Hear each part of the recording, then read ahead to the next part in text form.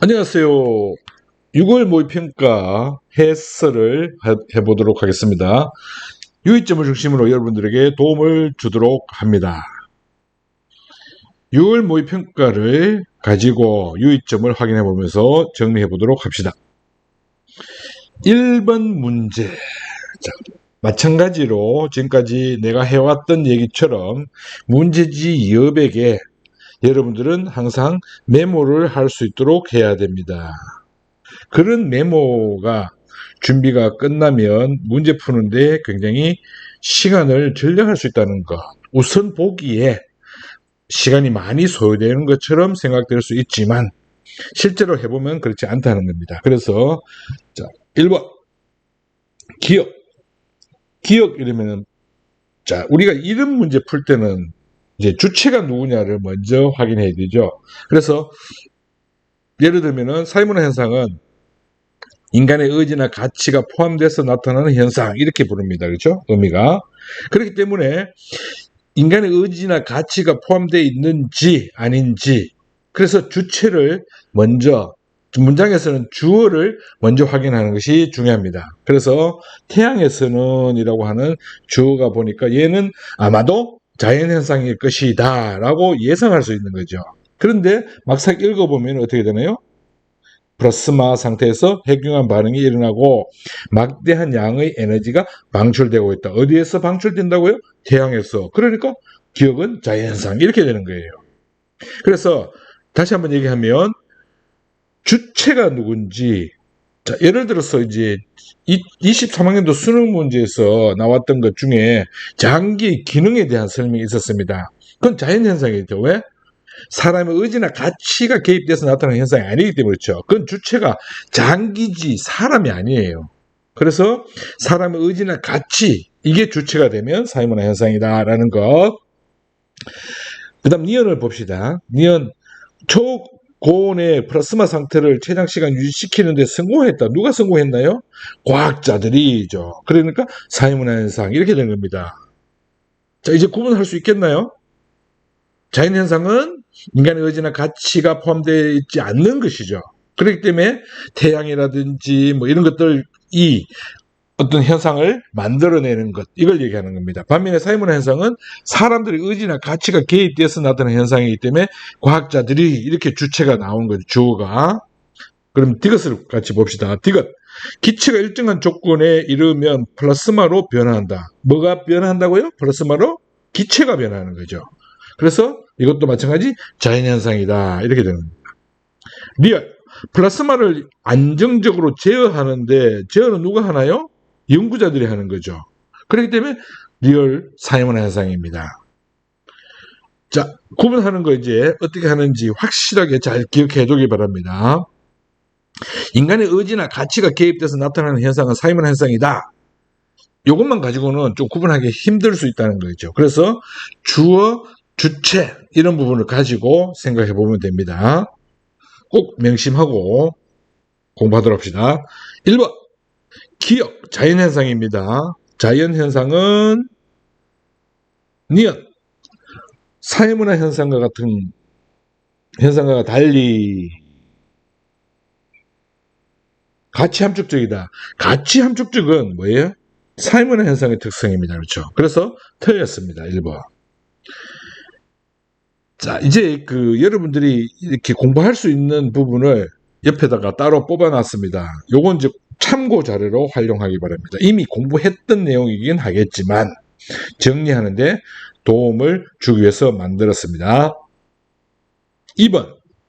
인과관계가 명확하다. 자, 인과관계에는 어떤 것이냐? 자연현상과 사회문화 현상의 공통점이라 그랬죠. 그래서 인과관계가 존재한다. 물론 강약의 정도는 있겠죠. 그런데 인과관계가 나타난다, 나타나지 않는다, 있다, 없다로 나누는 것은 곤란하다라는 겁니다. 3번. 보편성이라고 하는 것도 마찬가지죠. 디귿 같은 현상, 리얼 같은 현상 어떻게 되나요?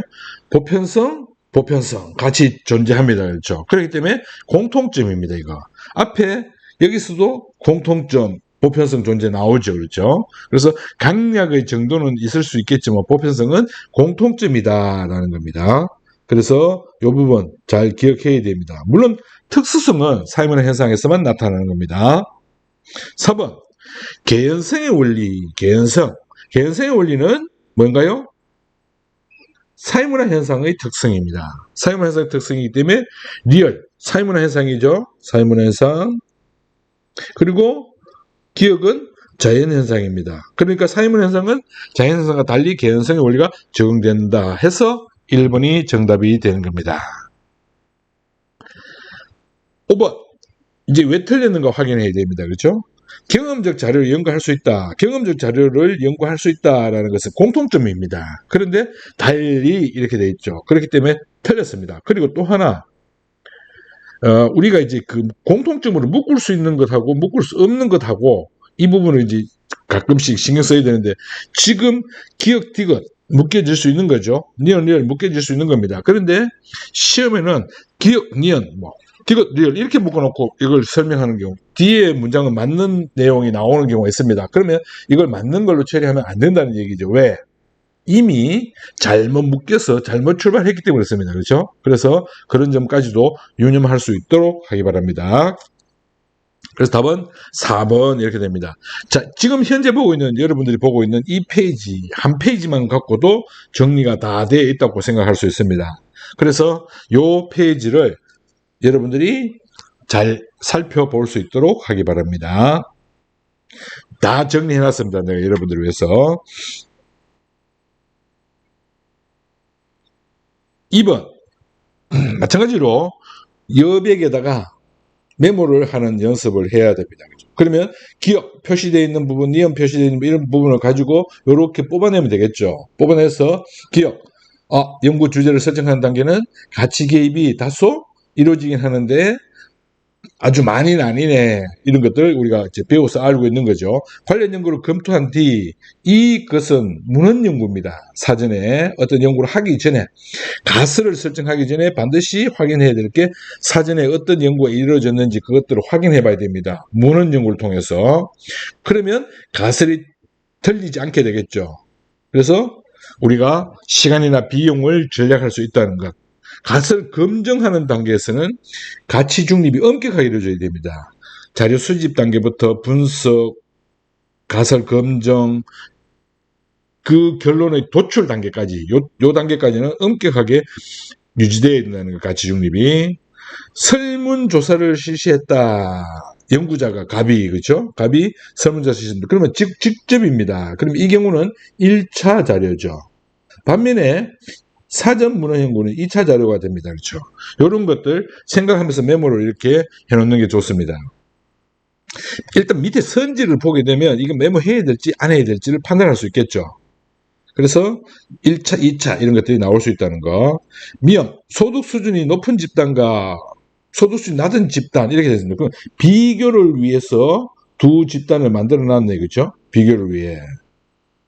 그럼 이 비교를 위한 것이 실험법에서 실험집단, 통집단인지 봐야 됩니다. 그런데 보니까 질문지법을 이용해서 자료를 수집했죠. 그렇기 때문에 이 경우는 실험법이 아니라는 거, 실험법이 단지 비교하기 위한 구분일 뿐이라는 거 먼저 생각합니다.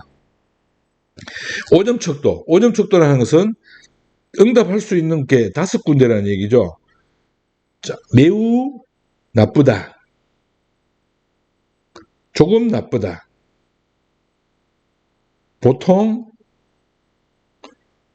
조금 좋다, 정말 좋음. 이렇게 이제 선택할 수 있는 것이 5군데가 있는 게 5점 척도라는 얘기입니다. 그래서 이 부분에 대해서도 묻는 경우가 있을 수 있어요. 어떻게 묻냐면 0에서 4점 이렇게 해가지고 0에서 4점이면 5점 척도입니다. 이게.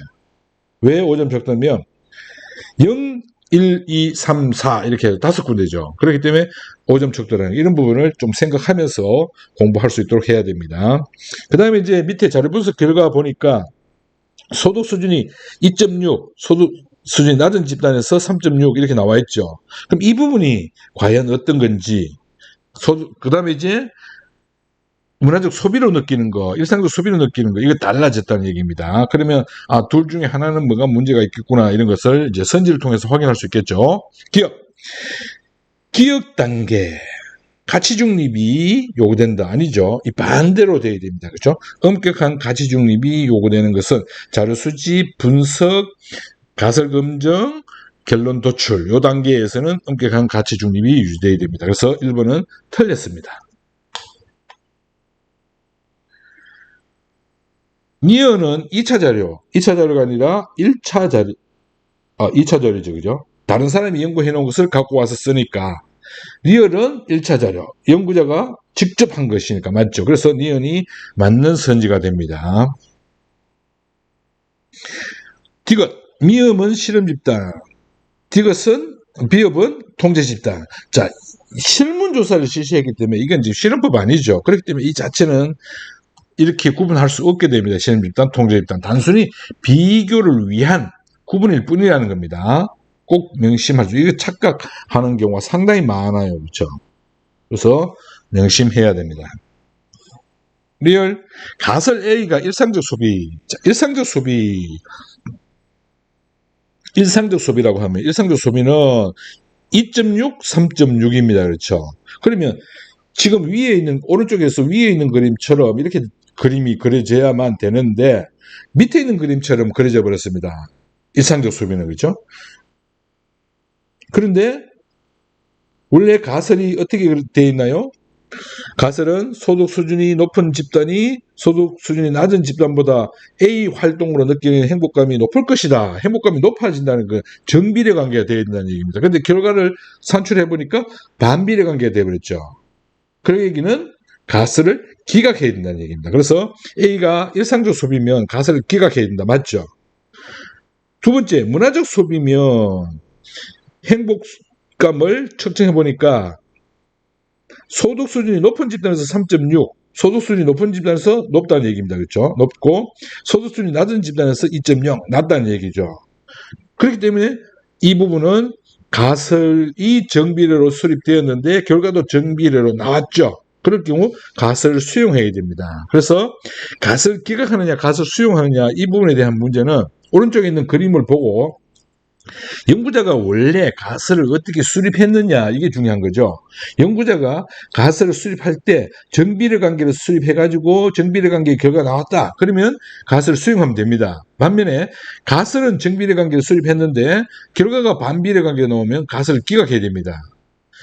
가끔 이 반대로 가설을 수립하는 경우도 있어요. 가설을 반비례 관계로 수립하고 결과를 알아보는 그런 경우도 있는데 이 경우 마찬가지로 가설을 수용하기 위해서는 가설 설정하고 같은 관계로 결과가 나와야 됩니다. 즉 반비례를 설정했으면 결과도 반비례로 나와야 된다는 얘기죠.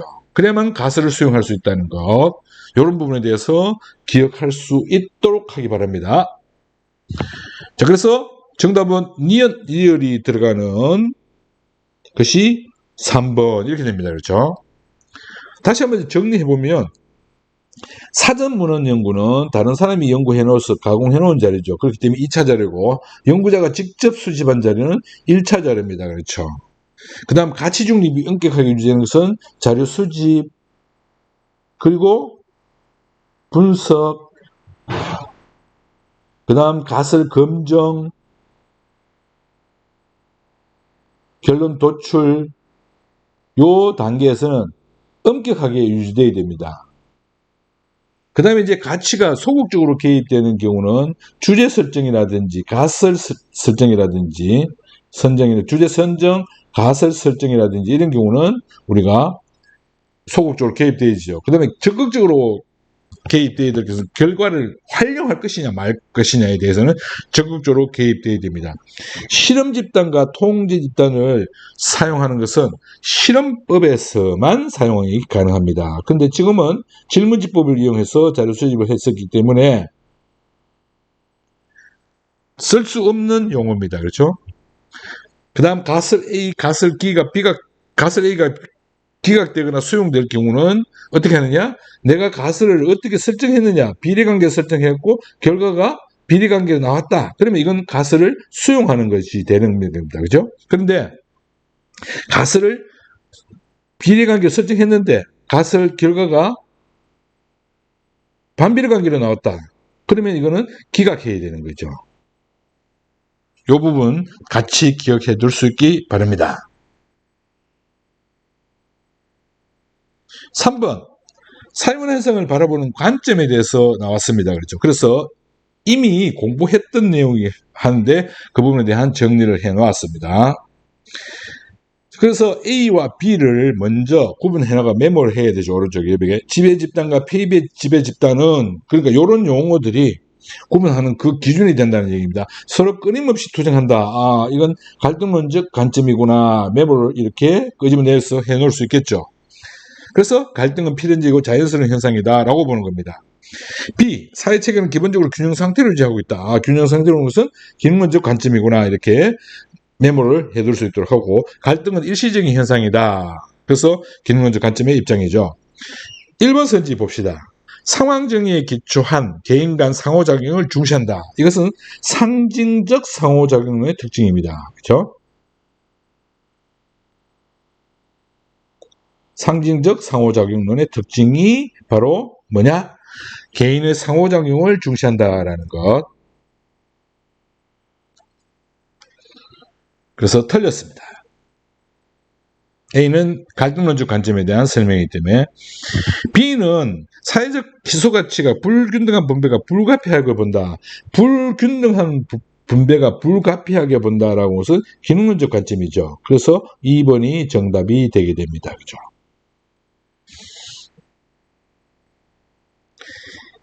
A, 갈등론적 관점은 기득권층의 이익을 대변하는 논리로 사용된다. 아니죠. 기득권층의 이익을 대변하는 논리로 사용된다는 비판을 받는 것은 기능론적 관점입니다. 그죠? 그래서 틀렸습니다. 질서와 안정성을 바탕으로 한 점진적인 사회 변동을 설명하기가 쉬운 것이 기능론적 관점입니다. 지금 여기 색깔로 표시된 이 부분이 기능론적 관점에 대한 설명입니다. 그런데 어렵다라고 되어 있죠. 그렇기 때문에 갈등론적 관점에 대한 설명이죠. 그래서 틀렸습니다. 그렇죠? 모두 사회구조의 영향력을 간과한다. 이건 미시적 관점에 대한 설명입니다. 미시적 관점은 상호작용에 초점을 맞추는 것이 특징이기 때문에 사회구조의 영향력을 가볍게 처리하는 것입니다. 그래서 정답은 2번 기능론적 관점에 대한 설명, 일치되는 내용입니다. 그죠? 4번 관료제 탈관료제에 대한 문제입니다. 관료제 탈관료제, 무엇이 관료제이고 무엇이 탈관료제인지 그러한 내용에 대해서 설명을 좀 해보면, 관료제는 산업혁명 후에 산업화가 진행되면서 만들어진 조직이 관료제예요. 대규모 조직을 효율적으로 운영하기 위한 그러한 조직이 바로 관료제입니다. 반면에 산업화는 이미 자리를 잡은 상태에서 정보화가 진행되게 되죠. 정보화는 굉장히 변화에 대해서 빠르게 대응하는 것이 필요하게 됩니다. 이때 만들어진 것이 탈관료제입니다. 물론 관료제가 안고 있는 그러한 문제점을 개선하기 위해서 만들어진 조직이기도 합니다. 그렇죠?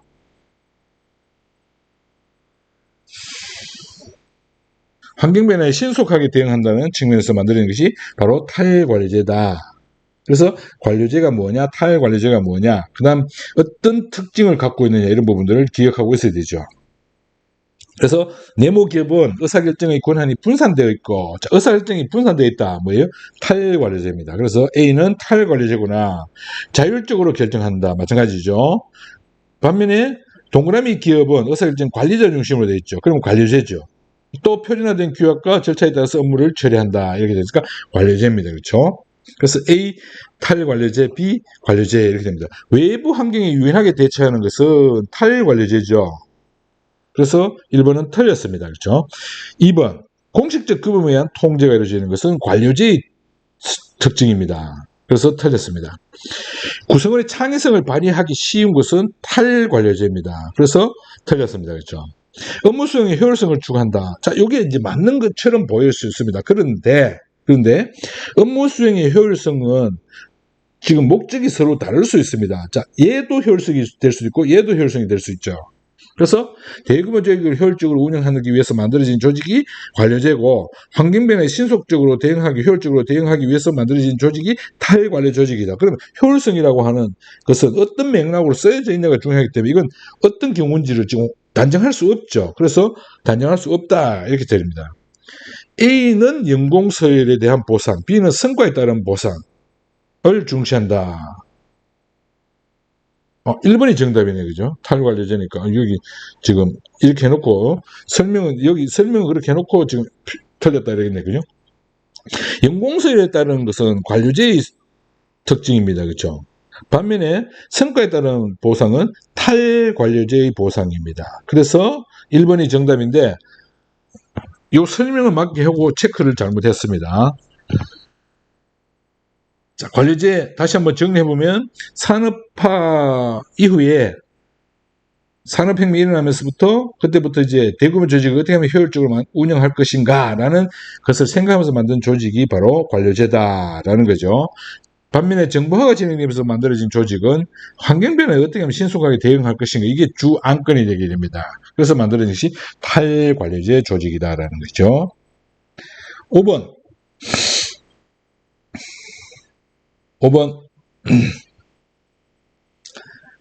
자, 이제 문화의 의미와 속성에 대한 문제가 나왔습니다. 그랬을 경우에 마찬가지로 오른쪽에 이제 이렇게 여백에 메모를 할 수 있도록 해야 됩니다.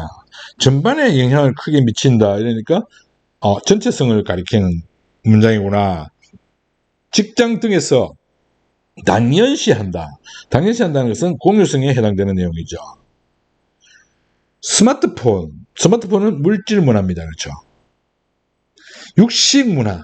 자, 문화자가 이렇게 앞에 나와 있는 이런 경우와 문화자가 뒤로 나와 있는 이런 경우 있죠. 이 경우는 좁은 의미의 수준, 평가의 개념으로 쓰일 때, 이때 이제 쓰일 수 있는 문화의 의미고, 문화자가 뒤에 나오는 경우는 넓은 의미입니다. 그렇죠? 생활 양식의 총체라고 하는 의미로 쓰일 때 땡땡 문화 이렇게 씁니다. 그런데 예외가 있다 그랬죠. 예외는 뭐냐? 바로 고급이라고 하는 수준을 가리키는 용어가 앞에 먼저 나와 있으면 얘는 좁은 의미의 문화다. 수준이 있기 때문에 평가할 수 있는 예술의 개념, 뭐 이런 개념으로 쓰이게 된다는 얘기입니다. 그 다음 리얼. 타인의 눈치를 보지 않고 육류를 먹으려고 도시락을 주문하는 사람들이 증가했다. 그 전하고는 다르다라는 얘기죠. 변화하는 변동성에 대한 설명입니다. 그렇죠. 그래서 1번 전체성에 대한 설명이 나와야 됩니다. 그렇죠? 틀렸습니다. 2번 공유성. 그래서 2번이 정답이 되게 되고 3번 비물질 문화가 아니고 물질 문화가 됩니다. 그렇죠? 좁은 의미, 넓은 의미 아니죠. 자, 다시 한번 설명해 보면 문화의 의미는 좁은 의미로 쓰일 때는 문화자가 앞에 옵니다. 문화자가 이렇게 앞에 오게 되고 넓은 의미로 쓰일 경우는 문화자가 뒤에 오게 되죠. 이렇게 문화 이런 식으로 쓰입니다. 땡땡 문화, 땡땡 문화, 땡땡 문화 이런 식으로 의복 문화, 음식 문화, 한국 문화 뭐 이런 것들이 거기에 해당되는 거죠. 생활 양식의 총체로서 그렇게 만들어진 것이기 때문에 그렇기 때문에 평가할 수 없게 됩니다. 그래서 넓은 의미로 쓰이는 것 이것이 바로 땡땡 문화다. 반면에 예외는 아까 뭐가 있다 그랬죠? 고급 문화가 있다는 겁니다. 고급 자체가 이미 뭐예요? 수준을 가리키는 것이기 때문에 고급 문화입니다. 여기서 지금 대중문화는 그러면 아닌가요? 대중문화하고 고급 문화하고 반대말이 아니죠. 이건 대비되는 반대말이 아닙니다. 그렇기 때문에 대중문화를 마찬가지로 좁은 의미의 문화다라고 생각하면 안 되는 거예요. 대중문화는 그 많은 대중들이 누리는 문화를 대중문화를 합니다. 그래서 다르다는 것, 이거 대비시키면 절대 안 된다는 것 꼭 명심할 수 있도록 하기 바랍니다. 자, 리얼은 넓은 의미의 문화다라는 거죠. 문화 지체, 아니죠. 변동성에 대한 설명입니다. 문화 지체는 뭐냐? 물질 문화의 변동 속도와 비물질 문화의 변동 속도인 요 차이로 인해서 발생하는 여러 가지 어떤 사회 문제, 이 괴리로 발생하는 사회 문제를 우리가 문화 지체라 합니다.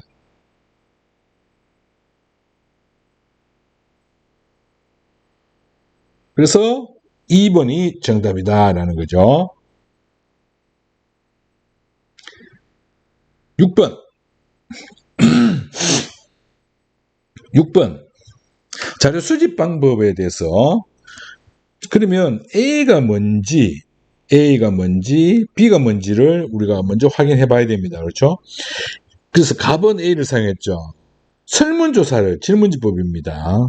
그리고 을은 보니까 신뢰관계 라포라고 하죠. 이 신뢰관계 형성되어야만 진솔한 답을 우리가 얻을 수 있다는 것. 그래서 굉장히 중요합니다. 언제?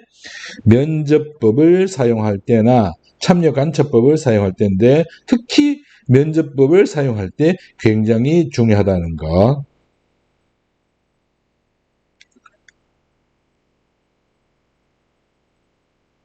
라포 형성이 굉장히 중요하다. 그래서 2번은 B는 면접법입니다.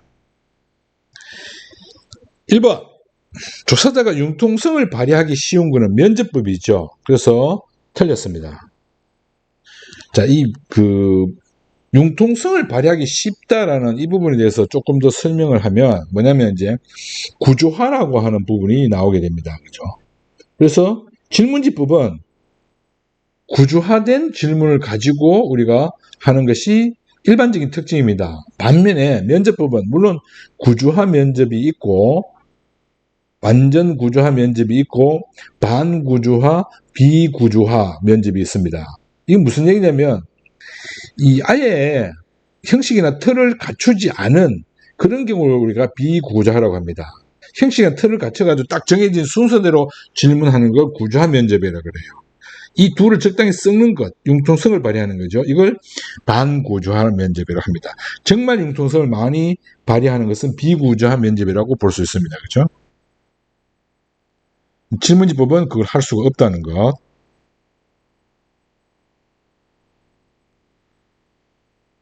자, 그래서 여기서 지금 구조화라는 것은 조작화 정도를 보게 되면 됩니다.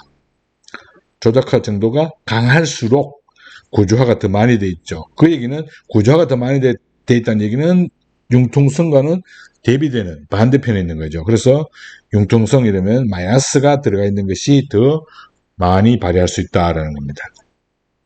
2번.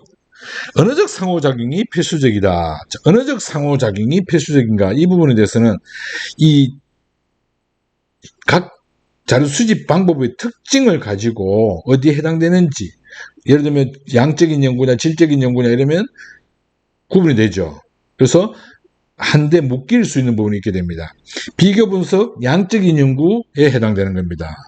언어적 상호작용은 지금 양적 연구, 질적 연구 관계없죠? 그래서 질문지법, 문자로, 면접법, 말로 이렇게 되는 겁니다. 그래서 언어적 상호작용이 가능하다라는 것. 달리가 아니고 지금 질문지나 면접법 모두 언어적 상호작용이 가능하기 때문에 여기는 모두라고 해야 됩니다. 그렇죠? 3번. B는 A에 비해 구조화된 자료는 조작화와 관계가 깊다 그랬죠. 그죠? 그래서 이 구조화된 자료를 수집하기가 훨씬 더 쉬운 것은 질문지법이 훨씬 더 쉽습니다. 면접법에 비해서. 면접법은 마이너스가 표시되어 있는데 질문지법은 플러스가 표시되어 있죠. 그건 구조화가 훨씬 더 많이 되어 있다는 얘기입니다. 통계 처리가 용이하다. 통계 처리가 용이하다는 것은 계량화 가능성이 잘 되어 있어야 됩니다. 그렇기 때문에 질문지법이 +2 플러스입니다. 반면에 면접법은 마이너스가 한 개 있죠. 그렇기 때문에 통계체를 이용하는 것은 바로 질문지법이다라는 것. A와 B는 모두 주관적 인식을 파악할 수 있다. 자, 여기서 이제 주관적 인식이라고 하는 것은 어떻게 생각하느냐입니다. 어떻게 생각하느냐 이 얘기죠. 어떤 생각이냐. 이거를 이제 물어보는 것이 주관적 인식이라고 볼 수 있는데, 이게 이제 주관 개입 가능성하고 헷갈리면 안 된다는 얘기예요. 이건 뭐냐면은 주관 개입 가능성은 연구자의 주관이 개입될 수 있느냐 이 얘기입니다. 연구자의 주관이 개입될 수 있느냐. 그 얘기고, 여기서 주관적 인식이라는 것은 어떤 대상을 바라봤을 때 각자가 바라보는 각자가 느끼는, 각자가 생각하는 바가 뭐냐 이 얘기예요.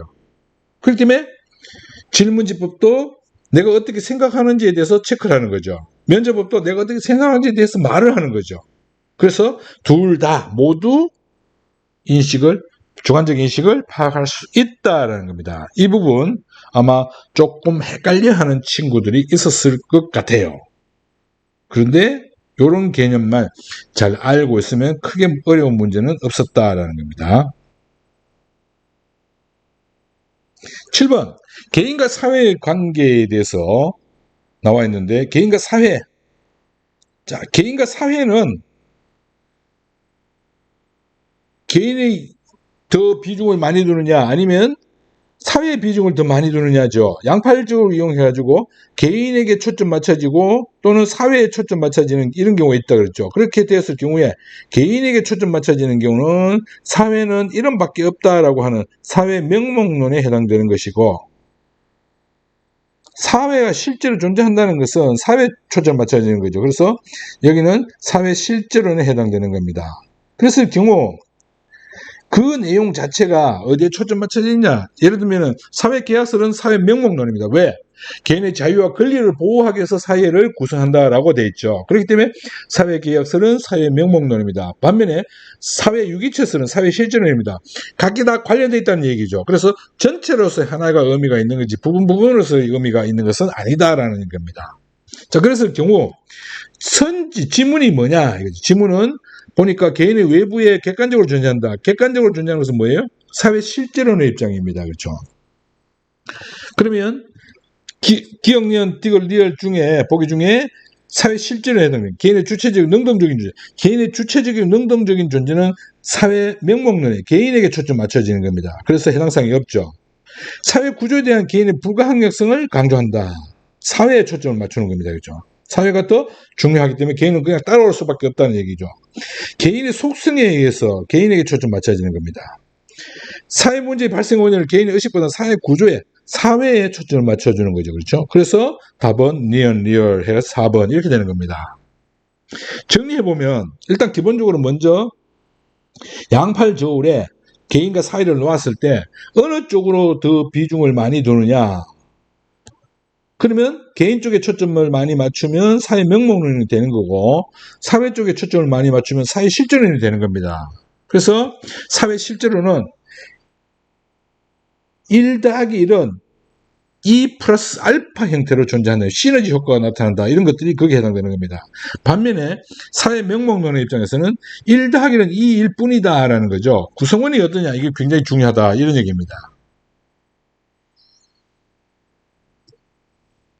8번.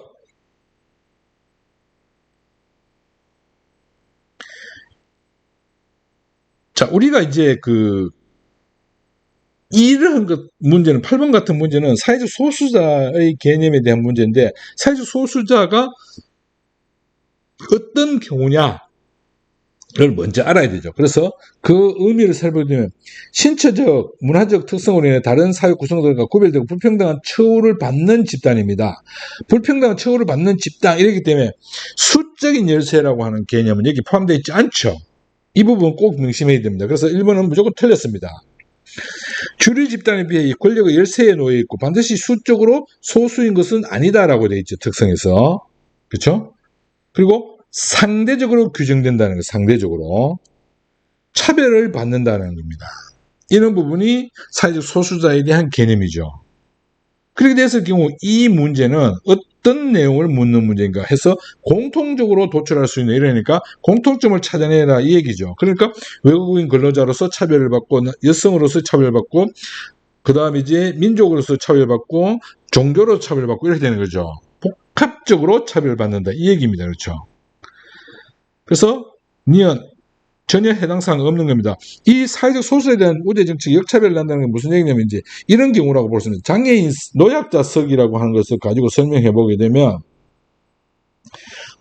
노약자도 사회적 소수자라고 볼 수 있습니다. 그렇게 됐을 경우에 이 사회적 소수자를 위해서 뭔가 정책을 취하는 노약자석을 만들어 놨어요. 그럼 반드시 비워줘야 된다 이렇게 했을 경우 일반인이 노약자가 아닌 사람이 그 자리에 앉고 싶어도 못 앉는, 즉 역차별의 문제가 발생할 수 있다, 이 얘기입니다. 그런데 그런 내용은 없죠.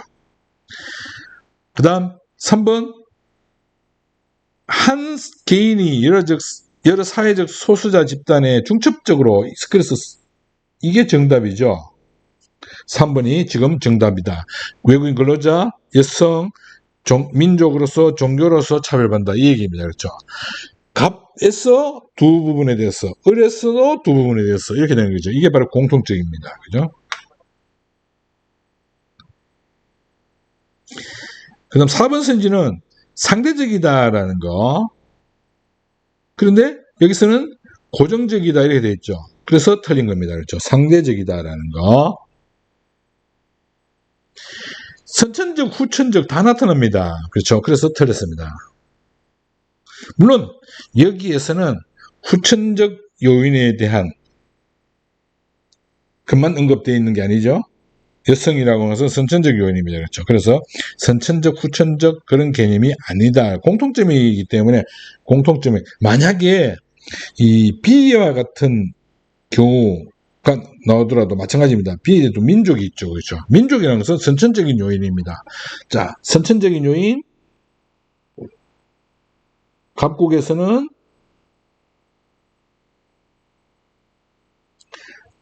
여성이 되고 그 다음에 이제 을국에서는 민족이 되는 거죠. 이게 이제 선천적인 요인입니다. 그렇죠?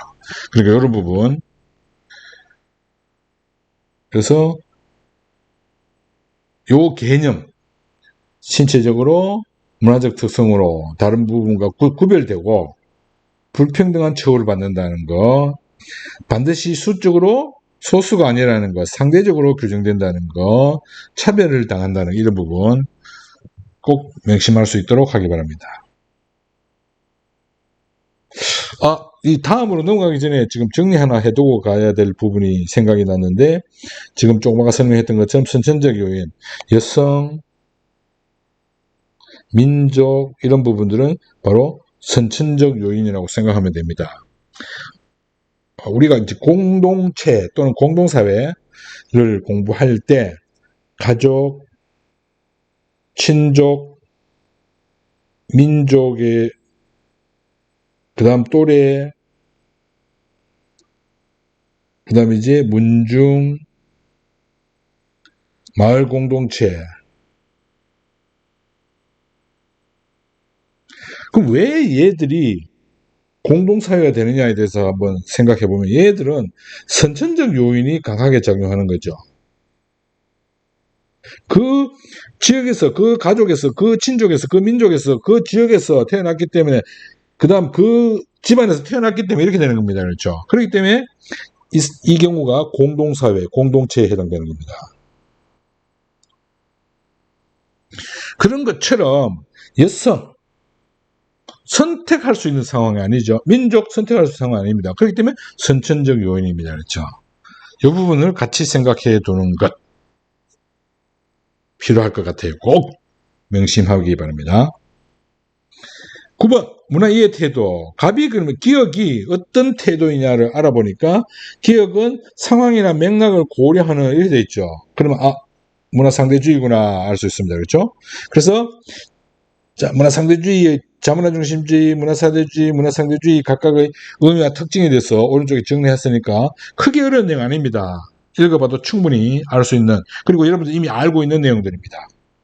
그 사회의 내부의 논리와 체계 속에서 이러니까 상황이나 맥락을 고려해서 맞는 내용입니다. 기억. 니은 음식을 손으로 집어먹는 행위는 열등해 이래 됐죠. 그러면 이건 문화 사대주의에 해당되는 거죠. 열등하다고 하는 것은. 그래서 틀렸습니다. 티귿 야만적이야.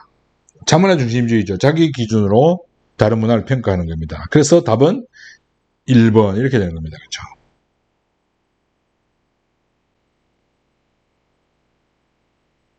(10번) 문제는 자료 분석 문제입니다. 그렇죠? 그래서 이 자료 분석 문제를 볼 때는 문제지 여백에다가 이렇게 실질 평균 임금을 구하는 것이 굉장히 중요하다는 얘기입니다. 그때 우리가 먼저 기준이 뭐냐를 봐야 됩니다. 그래서 100으로 놓고 T년에 기혼 20대의 성별 임금 격차 지수는 성별로 했을 때 20이죠. 그러면 100이라고 놓았을 때 80 이렇게 되는 겁니다. 그렇죠?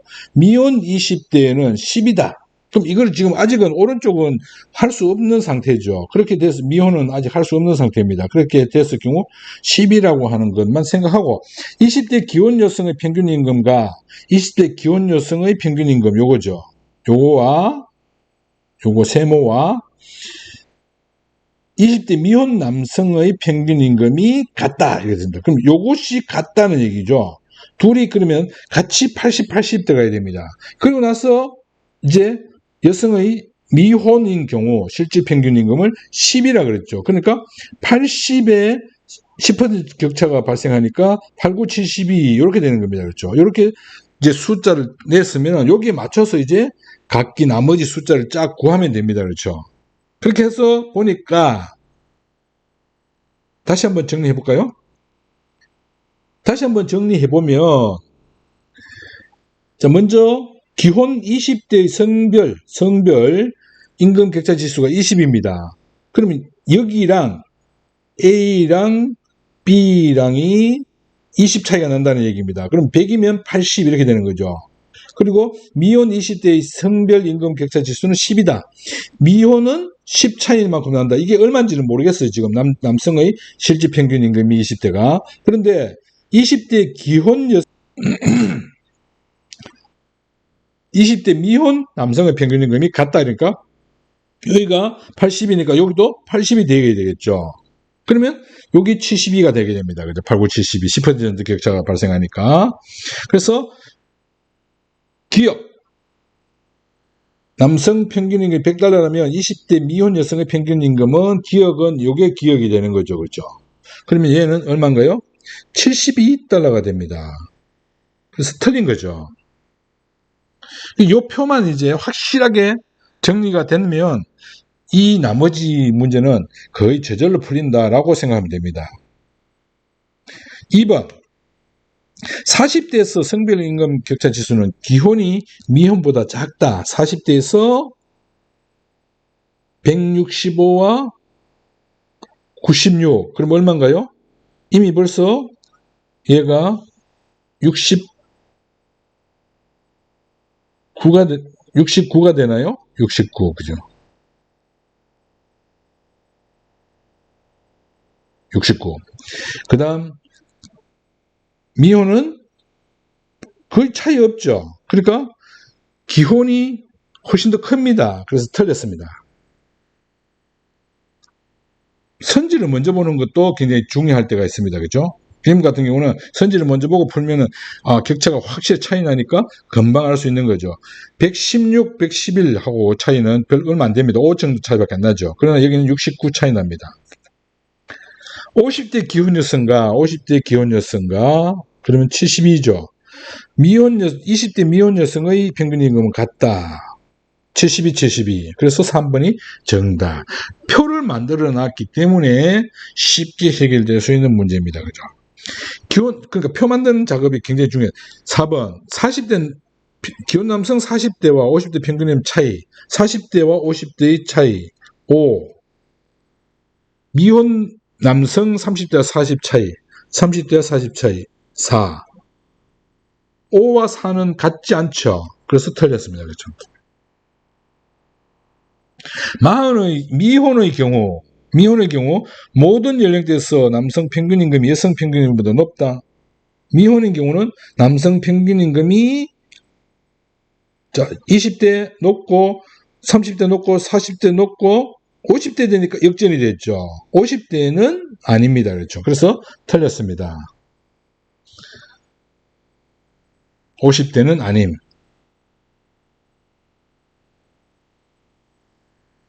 그래서 답은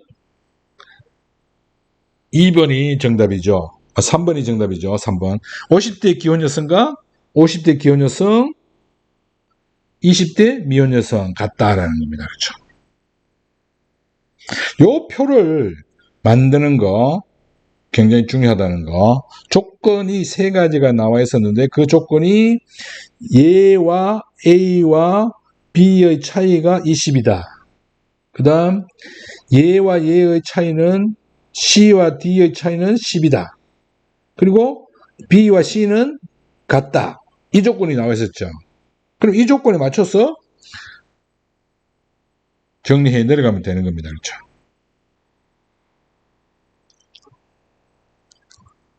(11번) 문제는 계층 구조를 묻는 문제입니다. 그래서 세대별 계층 구성 비율을 나타내는데 여기서 우리가 한 가지 더 생각해야 될 게 뭐냐?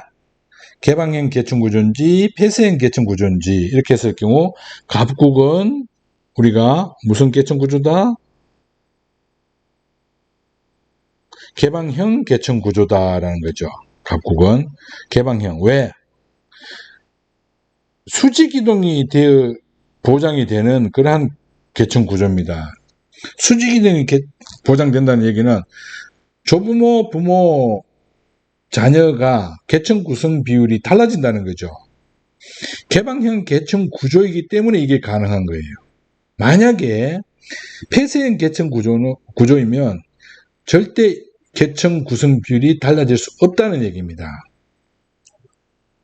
그래서 우리가 이 사회는 개방형 계층 구조다라는 것을 먼저 생각하고 공부를 할 필요가 있다는 것. 그럼 이제 A가 상층인지 중층인지 하층인지를 알아봐야 됩니다. 그렇게 놓고 보니까 조부모 세대의 계층 구조는 피라미드형이다. 피라미드형은 하층의 구성 비율이 제일 높아야 됩니다. 그렇죠? 그래서 이렇게 하층의 구성 비율이 제일 높은 쪽으로 이렇게 표현을 해놓고 보니까 상층에 뭐가 들어가나요? B가 들어가죠. 그리고 중층에 A가 들어가고 하층에 C가 들어가는 이런 형태가 됩니다. 그러면 나머지는 자연히 다 정리가 되는 겁니다. 그렇죠? 그렇게 했을 경우 기억, 조부모 세대에서 하층 인구는 상층 인구 2배이다. 아니 2배가 아니고 하층 인구는 7배가 됩니다. 그렇죠? 10, 20, 70 이렇게 되니까 니은 상층 인구는 조부모, 부모, 자녀 세대로 갈수록 증가한다. 10, 20, 30. 그래서 니은 보기가 맞는 보기가 됩니다. 이것 부모 세대의 계층 구조는 다이아몬드형입니다. 반면에 조부모 세대의 계층 구조는 피라미드형이죠. 그럼 사회통합에 유리한 것은 부모 세대가 훨씬 더 유리하죠. 그런데 부모 세대가 불리하다 이렇게 했으니까 틀렸습니다. 그렇죠? 리얼 부모 세대의 계층 구조는 다이아몬드형, 자녀 세대의 계층 구조는 모래시계형. 맞죠? 30, 20, 50이니까. 그래서 니은 리얼이 정답이 되게 됩니다. 자, 개방형 계층 구조, 폐쇄형 계층 구조에 대해서 다시 조금 더 공부해 보게 되면 개방형 계층 구조라고 하는 것은 수직이동이 보장되어야 됩니다. 수직이동이 상하 자유롭다는 얘기죠. 그래서 자, 예를 들어서 한번 설명을 해봅시다. 1번 어떤 사회가 피라미드형에서 피라미드형으로 바뀌었다. 2번 어떤 사회가 피라미드형 계층 구조에서 다이아몬드형 계층 구조로 바뀌었다. 3번 어떤 사회가 다이아몬드형 계층 구조에서 피라미드형 계층 구조로 바뀌었다. 4번 어떤 사회가 다이아몬드형 계층 구조에서 다이아몬드형 계층 구조로 바뀌었다. 나머지는 뭐 이렇게 공부 더 안 하더라도 요 네 가지만 가지고 한번 해봅시다. 개방형 계층 구조는 몇 번인가요? 있는 대로 고르시오 이러면은 3개를 골라야 됩니다. 2, 3, 4 이렇게. 왜? 1번은 단정할 수가 없어요. 왜 단정할 수 없냐면 구성 비율이 똑같죠. 물론 여기서 수직 이동이 나타났을 수도 있겠지만 단정할 수는 없습니다. 그래서 개방형 계층 구조를 가지고 있는 사회를 고르시오 이렇게 하면 2번, 3번, 4번을 모두 고를 수 있는데 이 3개를 고를 수 있는데 4번은 왜 고를 수 있냐를 생각해 봐야 됩니다. 나머지는 계층 구성 비율이 달라졌으니까 알겠는데 4번은 같을 수 있잖아요. 그렇죠? 근데 왜 4번이 개방형 계층 구조냐면 다이아몬드형 계층 구조는 산업화 이전에는 안 나타났던 계층 구조입니다. 즉 신분이 철폐되면서 나타나는 그러한 계층 구조예요. 즉 개방형 계층 구조를 바탕으로 하는 사회에서만 등장할 수 있는 것이 다이아몬드형 계층 구조입니다. 그렇기 때문에 4번도 여기에 포함된다는 것. 이 정도 잘 기억해 두는 것이 좋습니다. 12번. 자, 12번의 경우 기억니은 이렇게 밑줄 친 부분이 있습니다. 그렇죠? 밑줄 친 부분에 대해서 선지를 보면서 생각해 보게 되면 기억은 무엇을 메모해야 되는지 이런 것들을 해야 되겠죠. 그렇게 됐을 경우 기억, 성취지인지 기속지인지를 판단해야 됩니다. 기속지입니다. 왜 기속지입니까? 선택할 수가 없어요. 성소는 선택이 불가능하기 때문에 그렇습니다. 그래서 기속지이다. 니은, 대학교. 이러면은 공식적 사회기관 맞죠? 2차적 사회기관입니다. 그리고 공식 조직입니다. 그렇죠? 디귿에 대해서 굉장히 아마 헷갈릴 겁니다. 니은은 뭐 크게 어려운 게 없어요. 똑같습니다. 니은과 디귿이. 집단의 성격이 똑같아요. 사회화 기간도 똑같습니다. 왜? 디귿은 니은의 일부이기 때문에 그 속에 포함되는 거죠. 그렇기 때문에 바로 니은과 디귿은 사회 집단의 성격이 똑같다는 걸 꼭 명심해야 됩니다. 굉장히 중요한 거죠. 리얼은 이제 좀 달라지죠. 비공식적 사회화기관입니다. 그죠? 비공식적 사회화기관.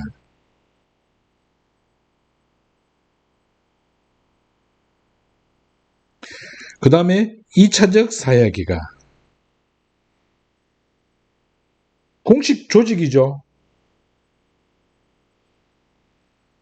미음 항공기 정비사 노력으로 얻을 수 있는 그러한 지위입니다.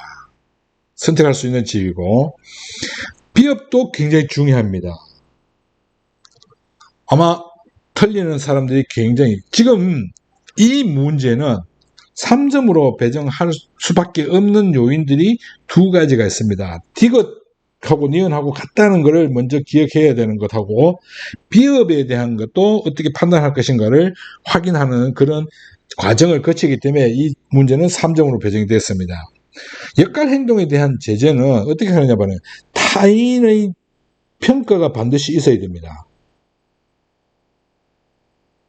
근데 이 타인의 평가가 있느냐 없느냐, 자진태에서는 타인 평가 없죠. 그래서 역할 행동에 대한 제재가 아니다라는 거, 이거 꼭 알아야 됩니다.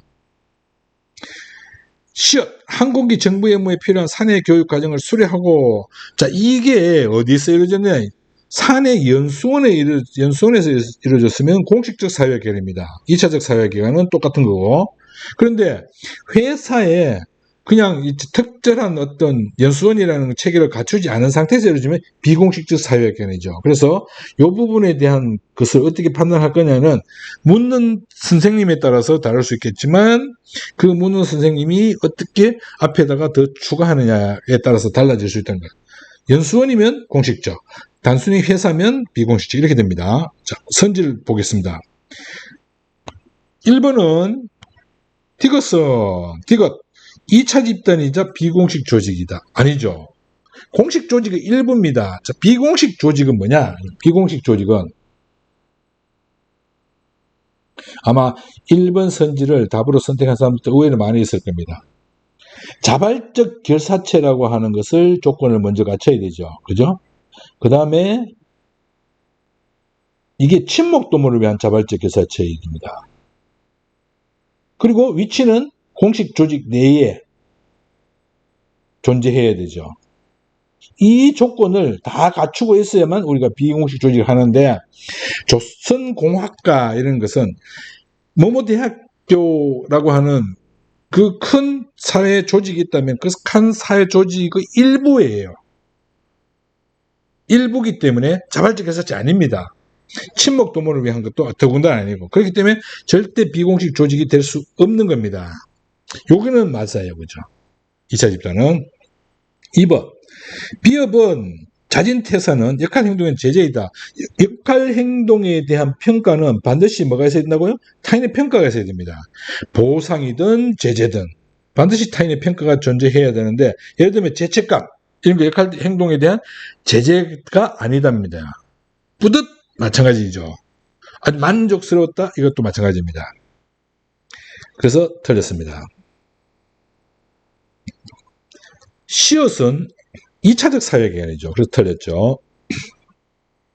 기억은 아닙니다. 성취지. 니언은 공식적 사회개념 맞죠? 리얼은 뭐예요? 비공식적 사회개념입니다. 리얼은 땡땡 조성, 사회화를 목적으로 하지 않고 있기 때문에 그래서 5번이 정답이 되게 됩니다.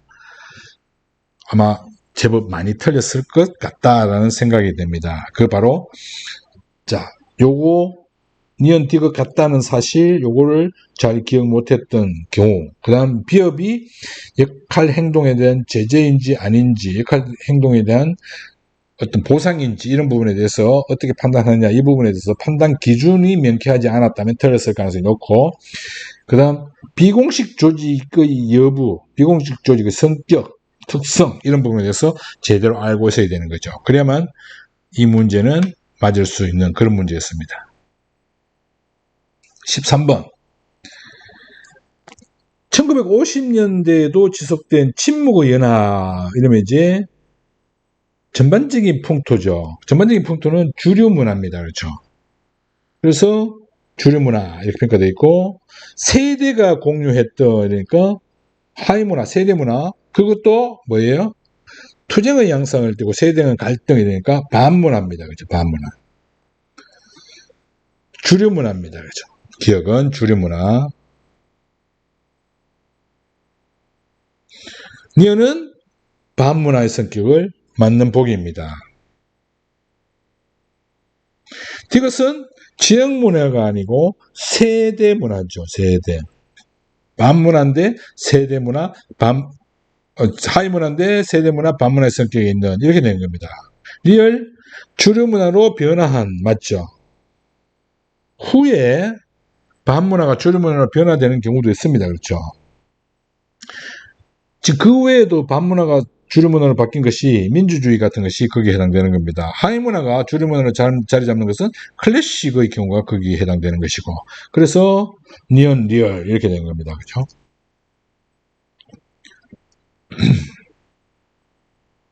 14번 일탈 이론에 대한 문제입니다. 일탈 이론 A, B, C가 각각 뭔지를 먼저 구분해야 됩니다. 그래서 규정 라는 단어 나오고 사회평가를 내면서 더 심각한 비행을 하게 된다 이러니까 이건 낙인 이론이구나. B. 배워온 내용, 비우호적 태도, 우호적 태도 이런 얘기 나오니까 14번 다시 해야 될 것 같아요.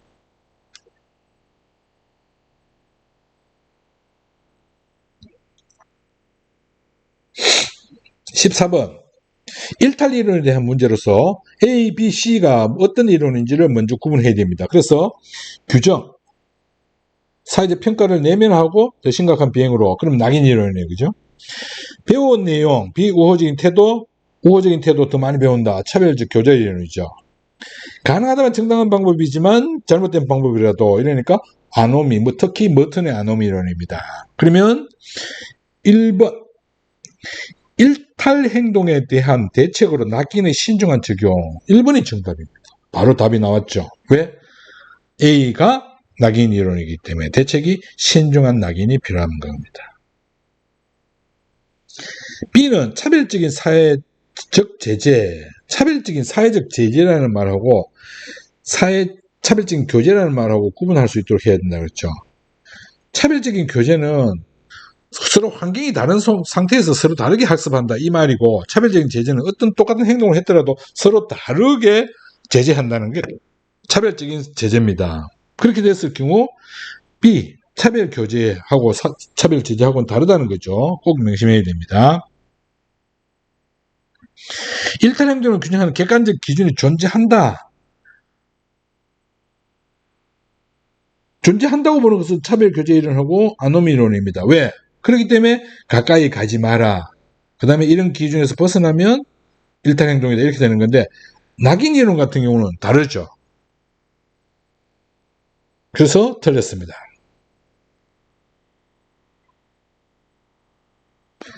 4번 A는 개인이 타인과의 상호작용을 통해 일탈자가 되어가는 과정에 비도 마찬가지입니다. 비도 상호작용을 중심으로 해서 나타나는 거죠. 그래서 달리 이러면 안 되는 겁니다.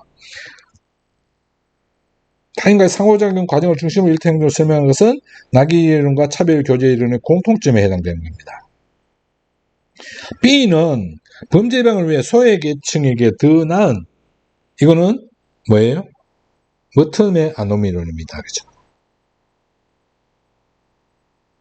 론의 대책입니다. 그래서 답은 1번이 정답이 되게 됩니다. 크게 어려운 것은 없는데 요 공통점 이런 것들 기억해 둬야 됩니다. 그렇죠? 그 다음 차별적인 교제와 차별적인 제재가 어떻게 다른지, 또 한 가지는 내면화 과정, 내면적 과정, 요 단어 구분 잘 할 수 있도록 해야 됩니다. 그래서 요런 내용을 꼭 기억할 수 있도록 하기 바랍니다. 15번 문제는 빈곤을 바탕으로 해서 사회복지제도와 연관되어서 설명하는 문제가 나왔습니다. 그죠? 그래서 경제적 형편이 어려운 노인에게 연금제도, 동그라미 연금제도는 뭐냐? 경제적 형편이 어렵기 때문에 공공부조다. 이렇게 되는 거죠.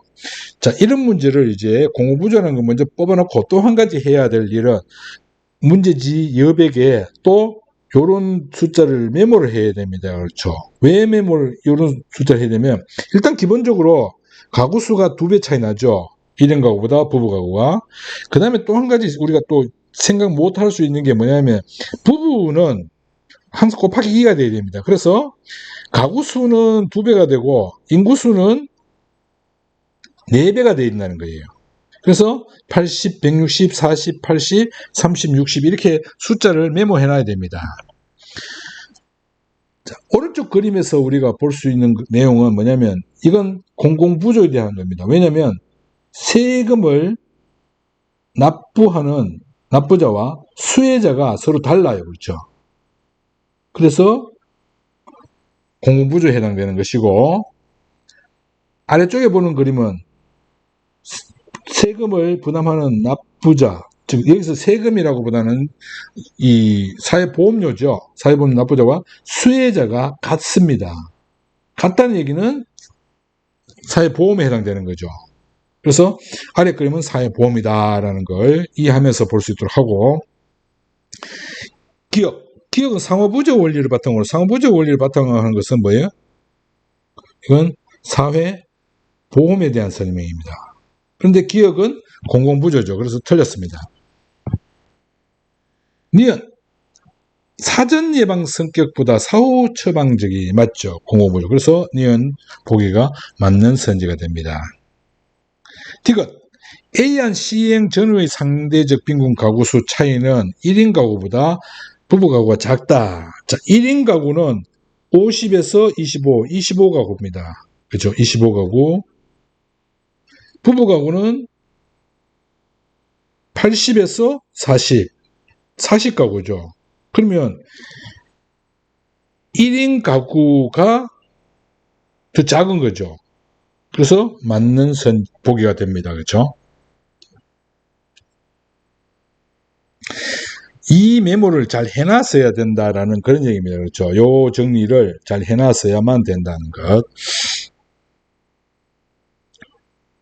리얼 상대적 빈곤 가구에 해당되는 부부 가구 인구는 A안을 시행할 경우 B안을 시행할 경우보다 80, 60이죠. 그럼 20만 차이죠. 그런데 10만 명이 되니까 틀렸습니다. 그래서 답은 니은 디귿이 정답이 됩니다. 니은 디귿 이렇게. 표를 만드는 여백에 특히 조심해야 될 게 이제 1인 가구 수와 그 다음 부부 가구 수의 차이가 2배가 났죠. 일단 기본적으로 여기서 2배가 났다는 거 하고, 그 다음에 이제 부부 가구 수는 또 뭐예요? 사람 수는 2배죠. 그러니까 2배, 4배 이렇게 되는 거다는 거 명심해야 됩니다. 이런 것들을 꼭 메모를 잘 해둬야만 된다는 거. 16번 사회 변동의 방향을 보는 필제 관점 해서 나오는데, 자, 오른쪽에 있는 그림은 이제 진화론에 대한 그림입니다. 그죠? 아래쪽에 있는 그림은 순환론에 대한 그림입니다. 그럼 지문은 야만 시대에서 문명 시대로 진화론에 대한 설명입니다. 그죠? 기억, 운명론적 시각에서 이러면 순환론에 대한 설명입니다. 니은, 동일한 과정의 주기적 반복, 순환론이죠. 그럼 답은 이미 나왔죠. 그죠? 미분화된 상태에서 분화된 상태로 변동된다. 항상 진보와 발전을 의미하는 것은 아니라는 비판을 받는다라는. 그래서 5번이 정답 이렇게 되는 겁니다. 요 개념, 오른쪽에 있는 그림의 개념만 확실하게 기억하고 있으면 크게 어려울 것은 없습니다. 17번. 사회운동에 대한 문제입니다. 그렇죠? 그래서 독해 문제도 같이 있다는 거, 사회운동이 뭔지, 사회운동의 특징이 어떤 것이 있는지 이런 것도 같이 더불어서 공부해 두는 것이 필요합니다. 기억, 일반 시민이 아니죠. 계몽운동은 일반 시민이 주도한 운동, 국가가 주도하지 않았습니다. 니은은 산업화 과정에서 나타난 문제를 개선하기 위한 니은이 정답이 됩니다. 그렇죠? 산업화 과정에서 나타난 문제를 개선하기 위한 사회운동을 말했습니다. 기억은 이와 달리 사회 변화에 저항하는 것은 없습니다. 그렇죠? 둘 다 저항과는 관계없습니다. 더 나은 단계로, 그 다음 과거지수로 복귀 현상도 아니죠. 그래서 틀렸습니다.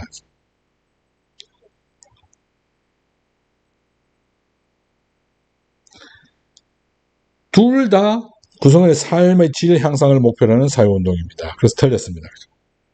둘 다 모두 이래야 됩니다. 사회체제의 전면적인 변형을 요구하는 것은 모두가 아니죠. 기억만, 계몽운동만 사회체제를 변혁을 요구하는 것이고, 니은은 지금보다 좀 다르게 가져가 보자라는 겁니다. 좀 수정해 보자 이런 의미죠. 사회체제 전면적인 변혁이 아닙니다. 그래서 답이 2번. 이게 독해 문제라서 크게 어려웠던 건 아니었던 것 같아요. 18번. 자, 18번 문제 같은 경우 이제 정보사회가 어느 쪽이고 산업사회가 어느 쪽이냐를 먼저 구분하는 것이 이제 필요합니다. 그랬을 때 사회 변동의 속도가 더 빠르다 이러면 오른쪽 B가 정보사회고 A가 산업사회다라는 거죠. 이렇게 이제 메모를 해놓고 시험을 풉니다. 전자거래의 비중이 높은 것은 B죠. 그러니까 A는 작다 이러니까 1번이 정답이 되게 됩니다. 그죠? 의사결정의 분권화 정도가 낮은 것은 A입니다. 산업화 시대에 집중되어 있죠. 집중되어 있다는 것은 분권화 정도가 낮다는 얘기예요. 다품종 소량 생산은 산업화 시대죠. 그래서 마찬가지로 이렇게 바뀌어야 됩니다. 다품종 소량 생산은 정보화 시대고 소품종 대량 생산이 산업화 시대입니다. 그죠? 지식과 정보가 원천이 되는 것이 정보화 시대죠. 얘가 정보화 시대고 자본과 노동이 부가치 중의 원천인 것은 산업화 시대입니다. 정보 생산자와 소비자의 구분이 명확성의 정도가 들어갈 수 있죠. 왜? 산업사에서는 명확하게 구분되지만 높죠. 그러나 정보사회는 낮죠. 이렇게 됩니다. 그렇죠? 그래서 1번이 정답 이렇게 된 겁니다. 19번 문화 변동에 대한 문제입니다. 가가 어떤 접변인지 어떤 접변의 결과가 나타났는지 이민자들에 의해서 들여온 다양한 음악과 악기를 받아들여 어떻게 했다는 얘기입니까? 자발적 문화접변입니다. 외래 요소와 고유 요소가 어우러진 독특한 그러면 문화융합이죠. 자, 아래쪽 그림에서 보게 되면 나름대로 독특한 그림이 그려지는 것은 문화융합에 해당되는 거죠.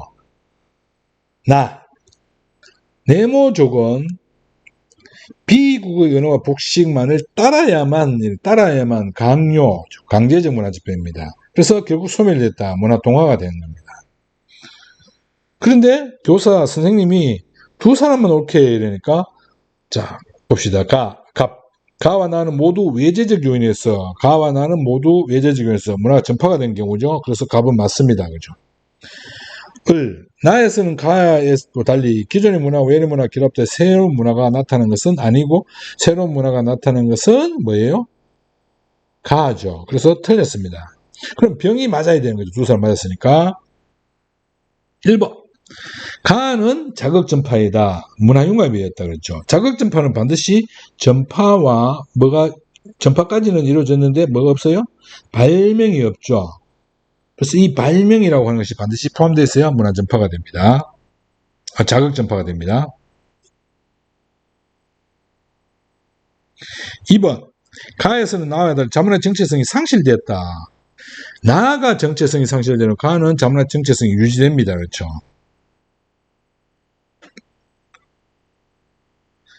3번. 문화의 다양성이 증대됐다. 아니죠. 오히려 문화동화는 하나가 사라지게 됩니다. 그래서 가에서가 오히려 문화 다양성이 증대되겠다. 강제적 문화 접변이 일어났다. 나에서. 그래서 4번이 정답입니다. 그렇죠. 뭘 갖고 판단해야 되면 요거 갖고 판단합니다. 지배를 받더라도 이런 사항이 없으면 강제적 접변이라고 할 수 없습니다. 지배를 받던 중 필요에 의해서 이러면 자발적 문화 접변이에요. 조심해야 될 겁니다. 5번. 나의 문화 변동은 간접 전파입니까? 지배니까 직접 전파죠. 간접 전파라는 것은 매체, 거기에 사람도 포함된다고 했죠. 그 매체에 의한 전파가 간접 전파입니다. 사람의 경우 간접 전파에서는 사람이 매개체 역할을 하는 거죠. 중간에서 연결해주는 그러한 다리 역할을 하는 그런 사람인 경우는 간접 전파에 해당된다는 것. 그래서 답은 4번이 정답이 됩니다. 그렇죠? 20번은 저출산 고령화와 다문화적 변화와 관계되는 자료 분석 문제입니다. 그래서 여백에다가 오른쪽에 있는 표를 만들 준비를 해야 됩니다. 표 만들 준비. T 플러스 50년의 총 인구는 T년의 2배다. 자, 인구 2배. 그죠? T 플러스 100년의 총 인구는 T년의 1.5배. 150 이렇게 메모합니다. 각국 총 인구 중 부양 인구 비율은 T년과 T 플러스 50년이 40, 그 다음 40 이렇게 됩니다. 그렇죠? T 플러스 100년이 30, T 플러스 50년의 노년 부양비는 75, 노년 부양비가 75다. 그러면 4분의 3이라는 얘기죠. 그러면 여기가 30이 들어갑니다. T 플러스 100년의 노령화 지수는 얘랑 얘랑의 관계입니다. 얘랑 얘랑의 관계에서 250이죠. 70을 가지고 250으로 할 경우 20대 50 이렇게 나눠지는 겁니다. 그렇죠? 그렇게 해놓고 이제 나머지 빈칸을 메워 들어가면 되죠. 그러면 3배라는 게 나오니까 여기 이제 또 3배가 나오는 노년부양비 3배 나오는 게 여기까지 나오는 거죠. 요 조건까지 나와야만 이 문제를 풀 수 있는 겁니다. 그러면 나머지를 어떻게 하느냐를 가지고 이제 문제를 풀어봐야 되죠. 그렇죠? 그랬을 경우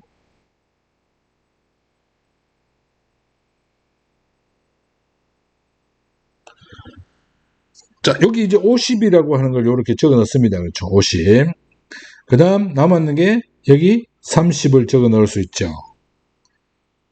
그 다음에 이제 여기는 비율로 가는 거니까 2배를 해서 60, 80, 60 이렇게 적어 넣습니다. 그 다음 여기는 이제 마찬가지 1.5배, 75, 45, 30 이렇게 적어 놓을 수 있죠. 이렇게 표를 만들어 놓습니다. 이 표를 만들어 놓고 나서 이제 문제를 풀어봐야 되죠. 1번. T 플러스 5년의 총부양비, T 플러스 50년 총부양비는 30과 30이죠. 그러면 60입니다. 그렇죠. 60. T년보다 크다. 50, 10. 똑같죠? 그래서 같기 때문에 얘는 틀렸습니다. T 플러스 50년의 노령화 지수는 T년의 5배이다. T 플러스 50년의 노령화 지수.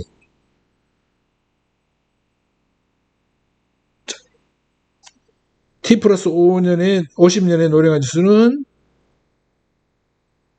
똑같습니다. 1이죠. 30분의 30 이렇게 되는 거죠. T년은 노령화 지수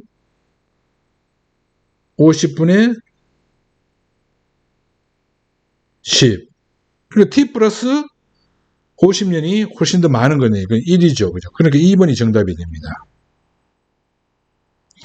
3번. T 플러스 50년의 부양비는 T년에 비해 200% 증가했다. T 플러스 50년의 부양인구 80이죠. T년에 비해서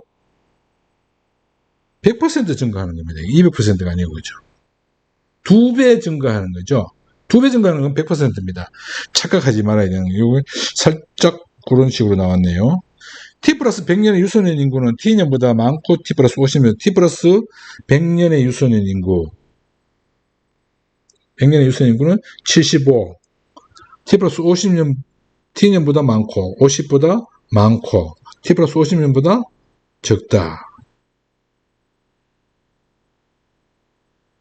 아니죠. 이거보다 많고 T년보다 많고 50년보다 T 플러스 50년보다 많죠. 그래서 틀렸습니다. 둘 다 많죠. 5번. T년 T 플러스 50년 T 플러스 100년 중 유소년 부양비는 T 플러스 50년이 가장 크고 T 플러스 100년이 가장 작다. 유소년 부양비는 자, T년부터 구해봅시다. T년 40분의 50 그럼 40분의 30 30분의 50 그럼 제일 큰 값이 뭐예요?